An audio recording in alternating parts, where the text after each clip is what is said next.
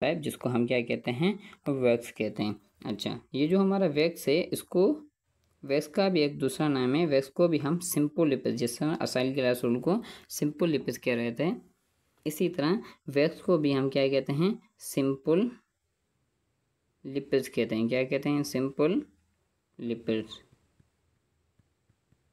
अच्छा, असाइल ग्लाइसोल और वैक्स को हम सिंपल लिपिड्स इसलिए कह रहे हैं क्योंकि ये सिर्फ बने होते हैं ग्लाइसोल और फैटी एसिड के, बल्कि जो हमारा जो फॉस्फोलिपिड होता है उनमें क्या होता है, ग्लाइसोल फैटी एसिड के अलावा उनमें फॉस्फेट होता है, उसके अलावा उनमें कोलिन भी होता है, जिसकी वजह से उनको हम क्या कह रहे थे, कंपाउंड लिपिड्स। जबकि हमारा जो असाइल ग्लाइसोल और वैक्स वाला टाइप है, असाइल ग्लाइसोल और जो वैक्स है, इनको हम सिंपल लिपिड्स इसलिए कह रहे हैं क्योंकि इनमें क्या होता है, इनमें हमारा सिर्फ ग्लाइसोल और फैटी एसिड पाया जाता है।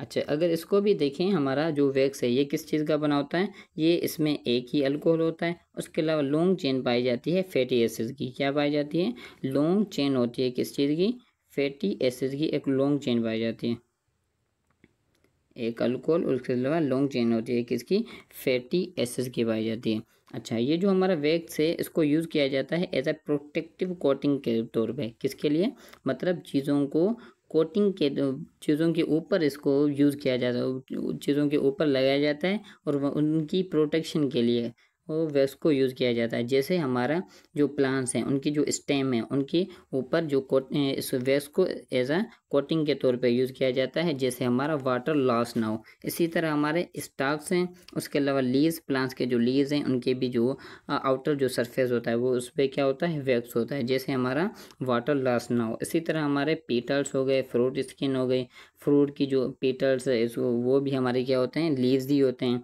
जो फ्लावर के अराउंड पाए जाते हैं। उसके अलावा फ्रूट की स्किन हो गई, मीन्स जैसे फ्रूट्स में भी हमारा जो पानी है उस वो लॉस ना हो, वो उसकी फ्रूट की स्किन भी किसकी बनी होती है, वैक्स की बनी होती है। उसके अलावा जो एनिमल्स की स्किन होती है, उसके अलावा जो हमारे बर्ड्स के फीदर्स पाए जाते हैं, ये सारे जो भी हैं इनके ऊपर जो कोटिंग होती है या उनके सरफेस पे क्या पाया जाता है, वैक्स पाया जाता है। वैक्स क्या करता है, उनका जो वाटर है, वाटर को बाहर रिमूव नहीं होने देता, वाटर को बाहर लॉस नहीं होने देता, मीन्स वाटर को क्या करता है, प्रिवेंट करता है, वाटर को प्रिवेंट करता है, लॉस होने से क्या करता है, बचाता है। अच्छा, आगे बढ़ते हैं। अच्छा, ये जो हमारा वैक्स है ये वाटर को प्रिवेंट किस तरह करता है या वाटर लॉस क्यों नहीं होने देता, क्योंकि जो हमारा वाटर है ये पाया जाता है नॉन पोलर। हमारा वाटर क्या होता है, वाटर हमारा नॉन पोलर पाया, सॉरी वाटर कैसे, सॉरी वैक्स जो होता है ये हमारा क्या होता है, नॉन पोलर होता है। नॉन पोलर होने की वजह से ये क्या होता है, हाइड्रोफोबिक कंपाउंड। अच्छा, हाइड्रोफोबिक उन कंपाउंड को कहते हैं जो हमारे वाटर में हर ना हो, या जो वाटर को अलो ना करें, या जो हमारे वाटर में सोल्व ना हो, उन कंपाउंड को हम नॉन पोलर, उनको हम हाइड्रोफोबिक करते हैं। और जो भी नॉन पोलर होते हैं वो क्या होते हैं, हाइड्रोफोबिक। तो वैक्स हमारा क्या है, नॉन पोलर है और हाइड्रोफोबिक है, जिसकी वजह से ये वाटर को अलो ही नहीं करता। अच्छा, दूसरी बात, these are chemically inert resistant to atmosphere oxidation.